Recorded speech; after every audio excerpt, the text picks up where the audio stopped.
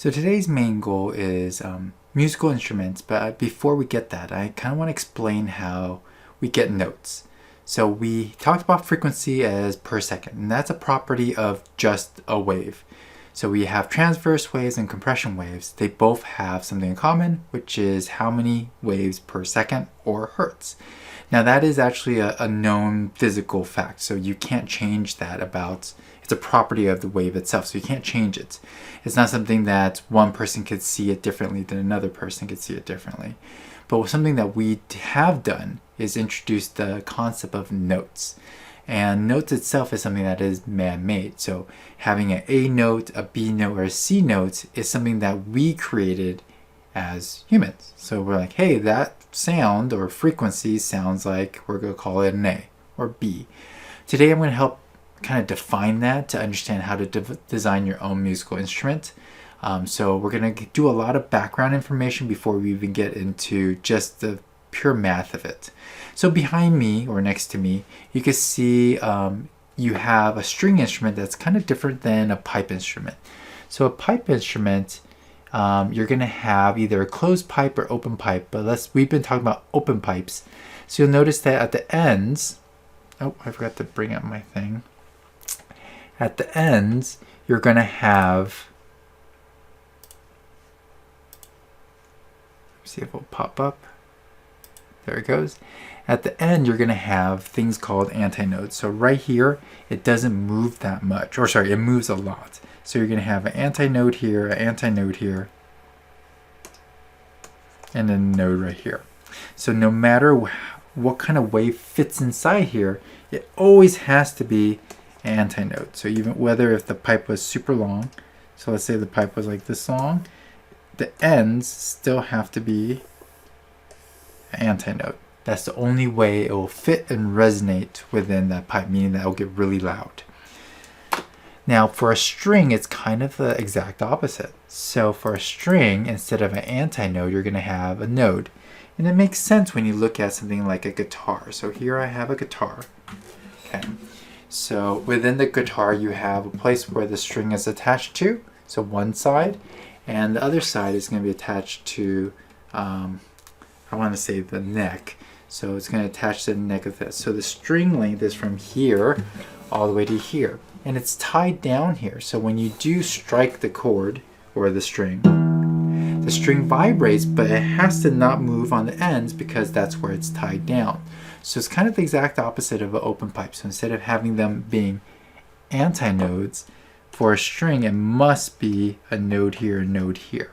So you can have different ways of fitting that within, but the ends are always going to be nodes. Okay, so that's important. What I want to show here is kind of this thing called overtones. So here is a note. Within a note, when you strike it, it's going to play a note, but this is not a pure note. There's a bunch of other notes on top of it, and what I could do is I could emphasize those notes by muting my main one. So if you look at this, if I decide to put my finger right here and I push down on this string, so now what I'm going to do is mute that part. There's my finger. I'm going to mute that part, and then I'm going to have this, only this wave present. So I'm going to do that. So I'm going to strike my string, and if you look on a guitar, they have these dots. Well, this double dot right here, at least in my guitar, signals exactly halfway of the string. So I'm going to push it right here on the string and see what happens. So here's the tone.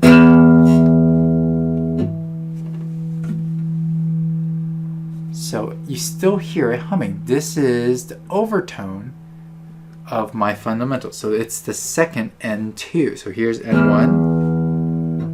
Put it right in the middle. I have N2. I could do the same thing at the third, which is about the 7th fret.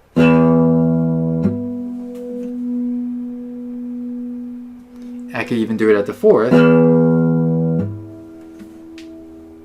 So when you actually play a note, not only is it the fundamental, the very top one, the biggest wave possible, you're going to get a bunch of harmonics or overtones. Harmonics, overtones, they're kind of interchangeable. This is called the first harmonic or fundamental. This is called the second harmonic or first overtone. It kind of means the same thing. It's a bunch of waves that fit on the same string. Now, why is that important? Well, remember, we have a wave that is producing and it's making a note or a frequency. As humans, we're going to design, we're going to call it certain things. So let's just say we're talking with a note.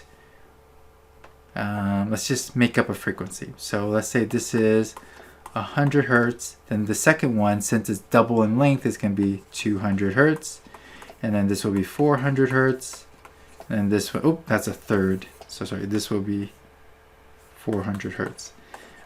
So you kind of get the idea when you're going up, and I'm going to skip the third just because that's a third of a wave versus the same integer. You're going to increase it. So these are all going to be technically the same note. We kind of do the same thing for each one of our notes. So let's just say A. So let's call this one A110. This will be A220. And this will be A440. What I'm doing is just doubling or adding its hertz to itself. And we're going to call this the same note because it's playing on the same string. Every time you go up an A, these are called increasing in an octave. Or if we could call this one, let's say this one will be A, technically this is A4, this is A3, and this is A2. And then A1 will be half of that, which is 55. A5 will be double of that, which will be 880. So these are actually real hertz of the notes A, and that's how we defined A's, and that's why you see all these different A's. A1, A2, A3, A4 is because they're a note that could fit on the same either pipe or string. The same thing could happen on a pipe, but it's just much easier to show on a string. So a pipe could do the same thing. This will be, let's say, A1, A2, A3, etc. But you kind of get the point where they're going to be like that. So these are called harmonics. So that's the first step of understanding where we got our notes from. The first one is, let's just put one frequency at some place. We decided this is going to be our reference point, and it actually is in one of our scales. A4, 440 hertz is where we start from and build our entire scale from there. All right, so that's the first part. The second part is understanding where our notes come from. I would say most modern people will go, we have 7 notes: A, B, C, D, E, F, G. 1, 2, 3, 4, 5, 6, 7. I'm tone deaf, but do, re, mi, fa, sol, la, ti. Okay? 7 notes. So for a really long time, we decided that there are 7 notes in between these octaves, or 7 notes including the A, that's going to make it sound good. So A, B, C, D, E, F, G, and then going back to A. Okay. So we're going to have 7 notes in there. They sound nice. That's what we're going to define it as. We're going to break it up.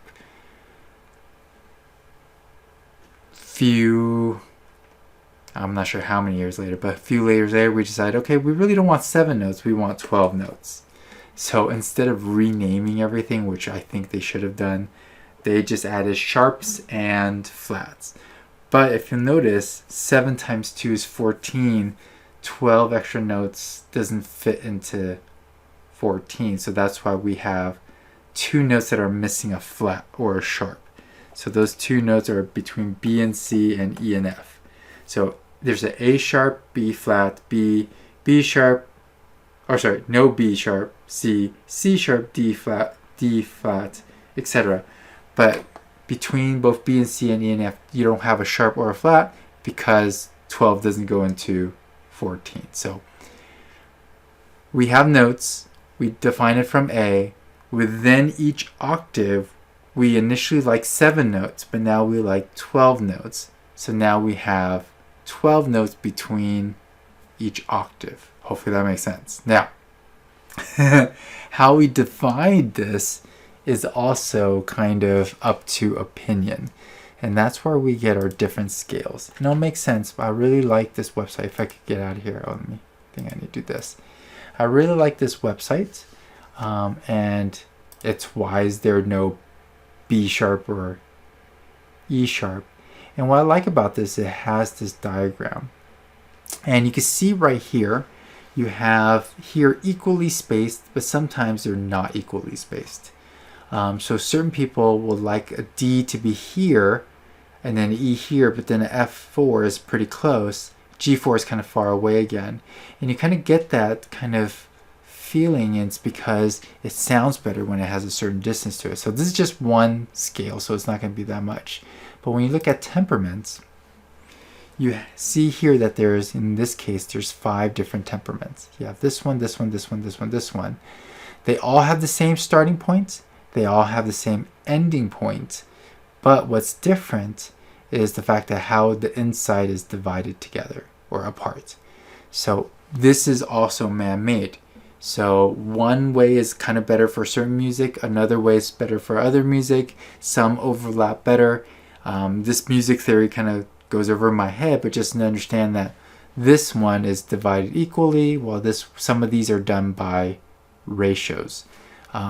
We pretty much use the equal temper now for everything, just because it's easy transition between the keys, easy transition between scales.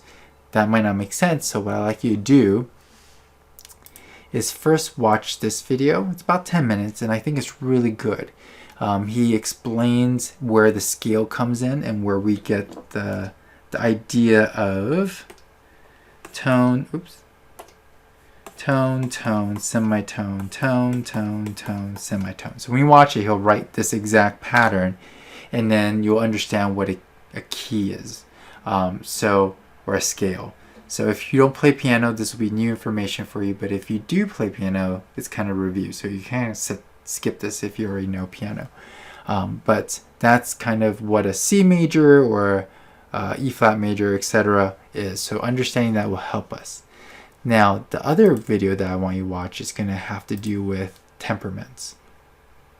So like I said, all this is man-made. We decided what is this, how do we divide it. And certain music or certain compositions will work better from one scale to another.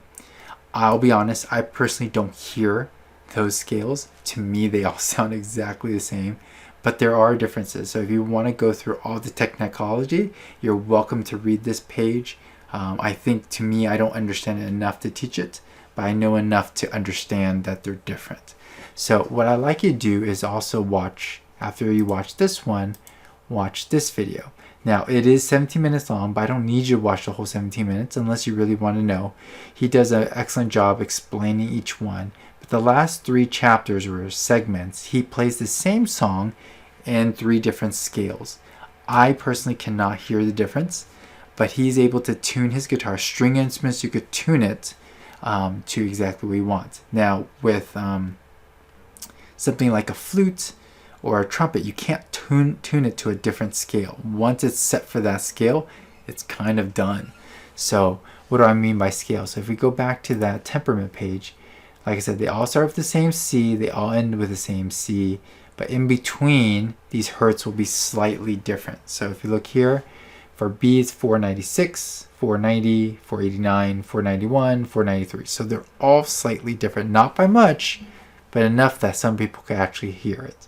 So watch those 2, and after you're done, we'll kind of get back together, or you can push play, and then I'll talk about how to determine the lengths of an instrument. All right, so hopefully that was cool. I really enjoyed the major scale one because it explains where we get those weird 3 white keys, 2 black keys, 4 white keys, 3 black keys. For me, the longest time I didn't understand why that happened, but understanding that it's tone, semitone, tone, semitone, that's where that pattern comes from. And because it sounds so pleasant, it's embedded in our music.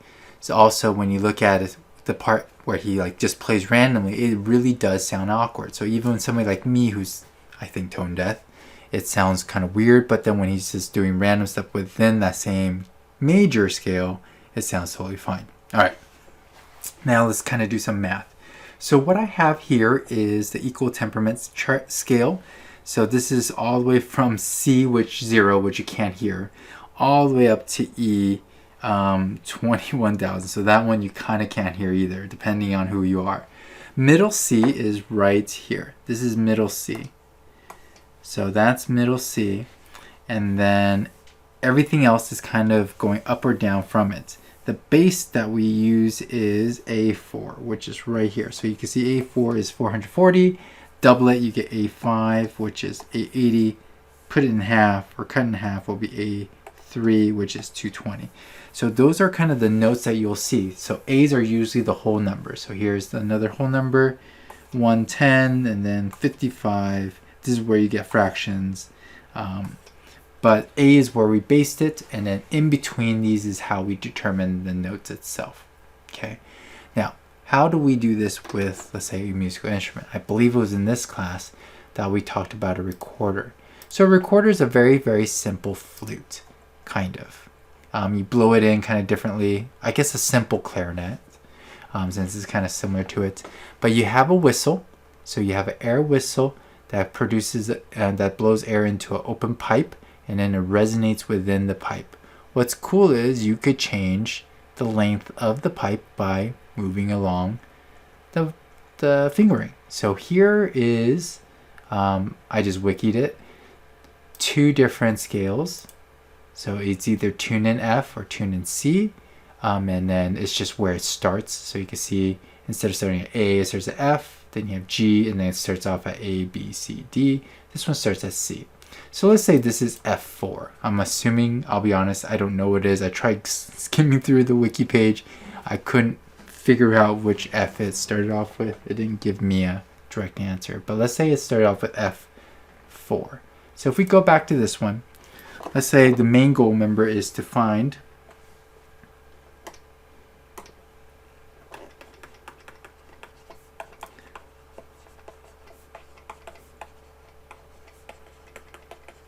the length of my pipe. So my first one is, let's say, F4. So let's look for F4. A4 is right here. This is A4. So F4 will be this one, 698.45. Let's say 46. 698.46 hertz. Okay, so we want to find the length of my pipe. So if you look back to our equations,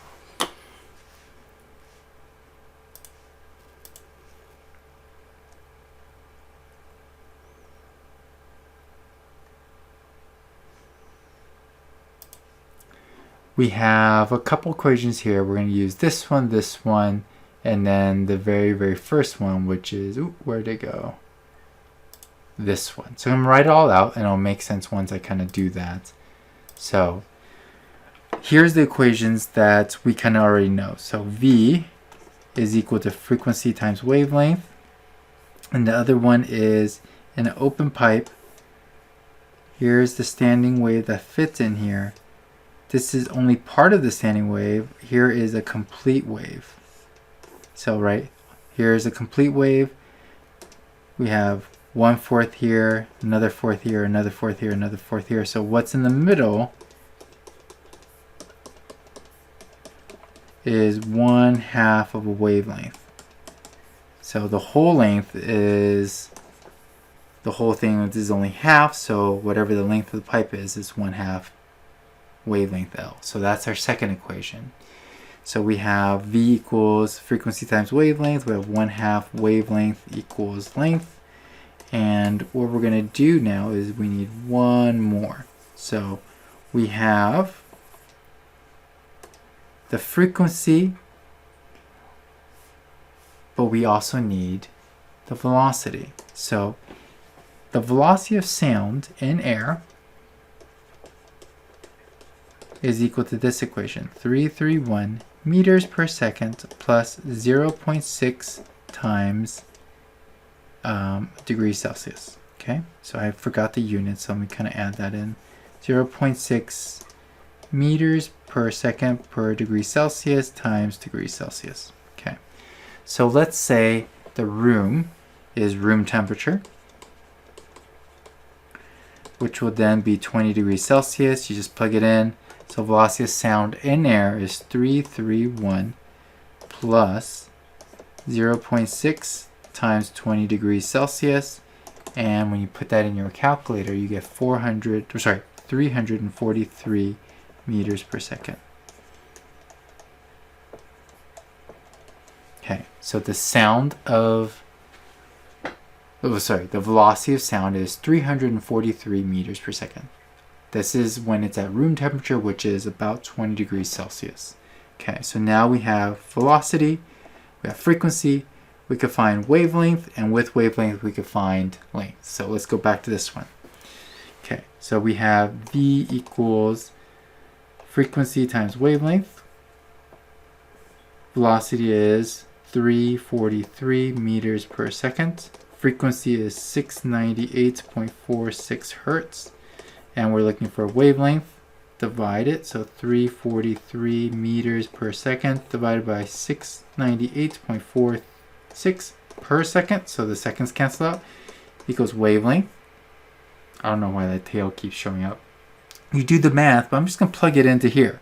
1/2 wavelength equals E. So 1/2 343 over 698.46 equals lambda, or wavelength. So wavelength is equal to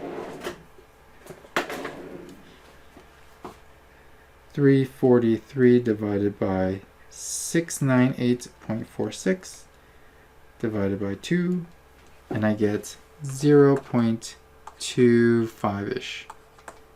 Okay, so my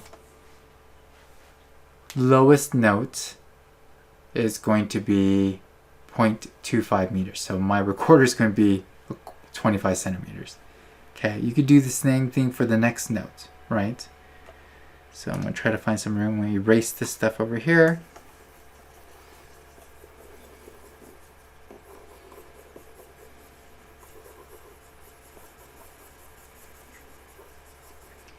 Next note I believe was F sharp.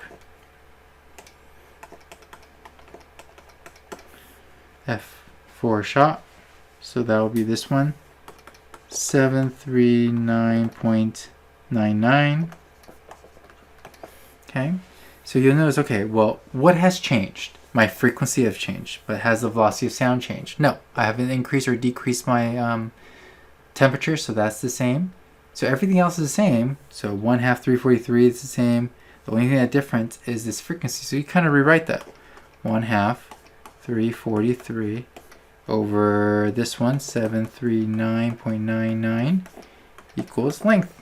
And just plug it in. 343 divided by 739.99 times 0.5, or divided by half, and I get a length of 0.23 meters. Okay, so if it was the next one, which is G, see, where am I? G.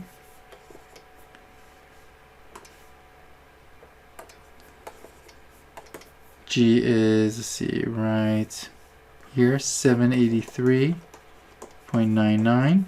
So all you have to do is plug it in. 1/2 343, 783.99, which is equal to L. Whoops.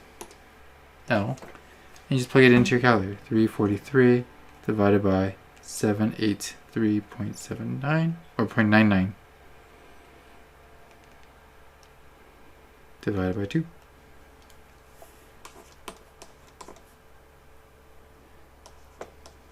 Okay, I rounded. It's supposed to be 218, but 22. So you get, as the frequency get higher, my lengths get smaller. So you're going to create a full hole at 0.25, where that's just the length of your recorder. Another one at 0.23, another one at 0.22. So you kind of get the point of what's going on. What I like to do is the worksheet on the guitar. I think I messed up on the frequency. It'll still work, make sense as you go each individual one. The answers are up. But when you kind of compare them, it might not make sense, because I believe I said the lowest note is this, but then down here you were able to do a lower note. So as practice, this is what you do. Set it up. You just plug it in. find whatever the velocity of sound is, which is the top number, the bottom number is frequency, divide in half, and that'll be the length of your pipe. This is for fundamental. We'll do more harmonics a little bit later, but the reason why I even introduced harmonics is to understand that there's A repeats itself every octave, even though now technically there's 12 notes, but you get the point. It shouldn't be called octaves anymore. It should be called 13. I don't even know what that is, but you get it right. So before it was 7 notes, so that's why it was octave, A, 7 notes. And the next one's A, so it'll become the 8th note or an octave. But now since we have 12 semitones, it's the 13th. But anyway, get the point. If you have questions, even though I'm not at school and my son is sick, just email me and I'll get to you as soon as I can.